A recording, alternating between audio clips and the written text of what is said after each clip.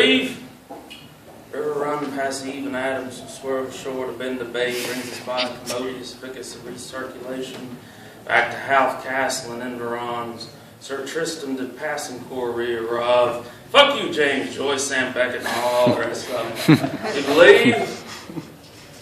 First thing I remember to know is lonesome was so blown, and the young ones dreaming of growing up to ride on a freight train leaving town. Not knowing where I'm bound, no one could steer me right on the track. One and only rebel child. You believe? From a family making mile. My mother tried to know what life in store. Despite all my Sunday learning, toward the bad I kept on turning. The moment, you believe? Morning, my dad woke me up and told me we were going to Grandma's. First, I didn't know what the hell's going on because Mom's always the one who woke me up, not Dad. She always woke me up with a song and sometimes a magic trick. She always woke me up with the song Shenandoah. He wouldn't tell me what was wrong, so I crawled out of the bed wearing my PJ top and these little Wonder Woman underoos. It was the kind of superhero underwear. It came in a pack of 3. Superman, Batman, Wonder Woman. I like the Batman underoos the best since it's the end of the week. Here I was with only the Wonder Woman underoos to wear. Wonder Woman fucking sucks, I thought, but I didn't say anything. Dad and I would try to get on the pants, and every time I tried to put my little boy foot through, one of the legs got twisted, or if I got my foot in, we could go all the way in. Just when I was getting both legs in, I'd almost fall over trying to stand up. As we were doing this, I thought, this isn't how Mom does it. I didn't say anything. Because all of a sudden, my dad started crying. I'd never seen him cry before. It was one of those big booming cries, man, cries. The night before, when Mom sat down on the couch with my dad, she started crying too. I sat beside the couch and played with my wrestlers and noticed there wasn't anything going on in her face. She's leaning lost against my father's legs, and I thought, he never sits with her like this. What's going on? He was touching her head and rubbing his fingers through her curly hair. He couldn't rub right. He rubbed her head like he was washing his truck. I knew these songs. She was depressed. Then he whispered, it's going to be all right. Next morning, after getting up and putting on my clothes to get Mom ready to go and stand at the door, my father kept repeating to us, it's going to be all right. We're going to Grandmother's house. Mother stood at the door wearing her baby blue winter jacket. She started crying, except she's still trying to smile. Show me nothing was wrong. She smiled and cried at the same time, like her face couldn't decide whether to cry or smile. I knew this was the story of the world. I thought, this woman's crazy. I can't wait to tell my friends. I said, I know it's going to be okay. Dad said, we're going to Grandma's. It's going to be all right. Let's get in the truck. So we went over to Ruby's across the Loops Road in Dad's truck and almost got stuck in 2 feet of snow on the ground. Went over to Ruby, so I called Ruby, not Grandma. Didn't even know my real name until I was 10. She always called me Todd and really only talked to me after Sunday dinner when she said you didn't eat much, Todd. I said my name's not Todd. Ruby. We went over to Grandma's. Ruby took me in the bedroom where she slept. It was a big comfy bed with a red bedspread that smelled like mothballs. It was a room full of picture frames and pictures she cut out of newspaper advertisements. She didn't know the people in the ads. She thought they were pretty people. She put me in the bed and tucked me in and said, now you go back to sleep, Todd. I tried sleeping too. I tried being this Todd. Closed my eyes tight and tried. Then I heard them talking. My mother was crying in the other room. I sprawled in the bed, unable to move, and I heard my grandmother talking. My mother was in the back bedroom. Mother said something in a high-pitched, crying voice. I'm so scared. Ruby said, hush now, go to sleep. Hush now, get your mind right. And then I heard my mother singing a song, Shenandoah. I listened and kept my eyes closed tight and wondered, what am I going to do? Tried to move into bed some more, but I couldn't move. I wondered if I was ever going to be able to get up. I wondered if my life would be like this forever. A life full of Wonder Woman underoos. I saw myself at the age of 40 wearing Wonder Woman underoos. Next day, Mom and Dad were getting ready to go someplace. Before they left, my mother sat at the kitchen table. Ruby stood at the sink washing styrofoam plates, bragging about how many preserves she put up, how many potatoes she's going to plant this year. Dad told her it wasn't healthy to wash styrofoam plates and use them again. Grandma just whispered, shit. And my mother and dad were gone, I was left alone with Ruby for a couple hours. I sat and played checkers with my Uncle Nathan, who had cerebral palsy. Went back into Grandma's bedroom and looked at her pictures of people in their coffins she took at the funeral home. I asked her, why do you have all these people with pictures in their coffins? She said I wouldn't ever get a picture of my kinfolk all dressed up and with their teeth in if I didn't take one at the funeral home. I asked again, where'd Mom and Dad go? They went and take your mom to the doctor, Ruby said. I looked at the picture and then I heard a car pulled up the gravel driveway. Door shut. I looked out the window. They were back. Saw Mom and Dad getting out of the truck, watched them walk up the gravel path. My mother had a little bag of orange pill bottles. She looked better. She looked something. She looked high. Saw she was carrying another bag in her hand. It was a bag from a toy store. I watched her bag wrinkle and crinkle and wrinkle and crinkle. I wondered what was inside of it. I don't think you have those, do you? My dad asked. I looked inside, shook my head no. There's two little WWF wrestlers you can put on your thumbs and wrestle with. Hulk Hogan and Big John Studd. So I sat on the floor and I ripped open the package. I put the rubber wrestlers on my thumbs, wiggled my thumbs around, and had a wrestle match. Threw a Big John Studd thumb wrestle, my Hulk Hogan thumb wrestle, and I let the bell ring ding. Then I had Hogan jump off the side of the recliner and punch Studd in the face. Big John Studd put Hogan in a headlock, and Hogan got out of the headlock, jumped off the top rope, knocked Studd out with a flying elbow. Imaginary referee came over and slapped the canvas. 1, 2, 3. Hogan wins. I heard my dad standing in the kitchen talking to my mother. You remember to take these now. I listened as my mom popped open a pill bottle and drank the pill down, gulp pop.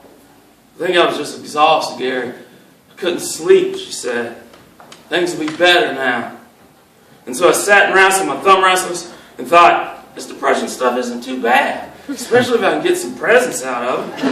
I dreamed about other bad things that could happen to her and whether I get presents out of it. I dreamed about wars and car crashes and presents. I dreamed about insane asylums and presents. I dreamed about heart attacks and cancer and diseases and presents. I dreamed about Russian water and hellfire and earthquakes and lightnings and presents. I dreamed about floods and sickness and presents. And now I dreamed something else. I dreamed death. I dreamed about death and even greater presents. And then I found myself saying, please let her die, Lord. Please let her die. And people will give me presents. Please.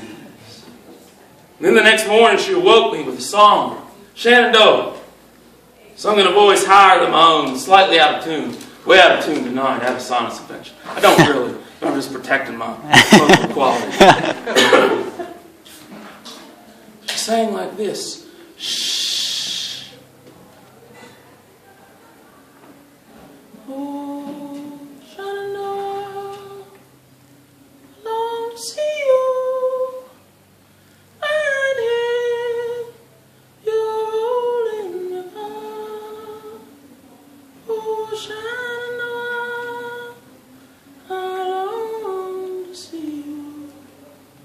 Way, I'm bound away, cross worms early. Jenny can't hear that. It's been such a long year since I last saw you, Mama. And you're rolling river. It's been 7 long years since last I saw you. Away, I'm bound away, cross worms Missouri. Then later that day there was a magic trick. Good thing I brought one for you tonight. Glad it's going to cost me $15 from your Jane Hotel. Do you believe? Tomato soup, tomato soup, tomato soup, tomato soup, tomato soup, tomato soup, tomato soup, tomato soup. You don't believe, Matthew. Tomato soup, tomato soup, tomato soup, tomato soup, tomato soup. Do you believe? Tomato soup, tomato soup. Chicken noodle soup. Chicken noodle soup. Chicken noodle soup, Spencer. Chicken noodle soup. Chicken noodle soup. Chicken noodle soup. Chicken noodle soup. Chicken noodle soup. Let's hope this works. It's going to take forever.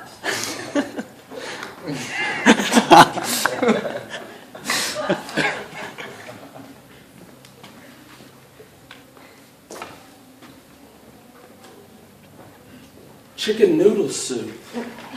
Noodle soup. Thank you for believing.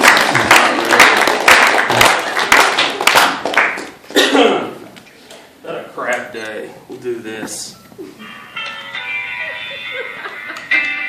I will never step foot in this town again. This is the last time. God is not a witness, this is the last time. Almost brought Bill Crankshafts, what do we call him in the book, here with me tonight. But he's afraid. He's never been on a plane before. He backed out on me on the day before. But he's here tonight. I've been thinking about long ago, for some reason today, and I've been a mess. I realized I don't even have pictures of my children. All I have is a picture of my daughter from Christmas from years ago. She doesn't even look like this ago. Now, I put my pictures on the grave of Harry Houdini. The pictures of my children on the grave of Harry Houdini about 20 days ago. I've been traveling so much I haven't replaced them. I said magic tricks for the great magician. That magician's dead. I will not return to this town, but I believe in the magic in your heart. I believe in the magic in your eyes. That's a stupid trick. That's tape right there. I put tomato soup around a chicken noodle soup can. It's not magic, it's a trick. But you're not. Your parents knew this. They knew it. So, I'll leave you with this. I may have to start the song over. My words do not come out of collected works. My words have not eaten other words. They feed on the rough weather. They devour the exciting happenings. The beautiful boys and the beautiful girls. Send your fucking book culture back to its shelves. I'm about ready to go into the streets. I'm on my way to dust on my shoes. So are you, free of all the stinking mythologies. I learned about life from life itself.